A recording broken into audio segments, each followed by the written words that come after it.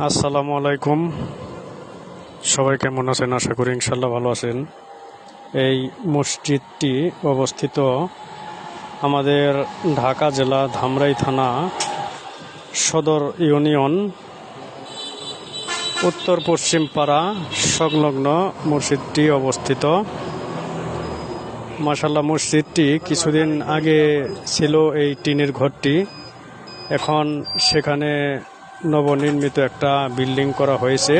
এই tin sheet ঘরের পিছনে যে কোনো জিনিসই শুরু হয় ছোট দিয়ে, মহান আল্লাহ যদি চায় সেটা বড় হয় সবারই সহযোগিতায়।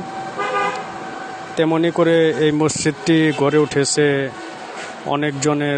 অনেক মানুষের সহযোগিতায়, আল্লাহর রহমতে। এটা একটা অন্যতম শরীফবাগের মসজিদের মধ্যে একটা অন্যতম মসজিদ। আল্লাহ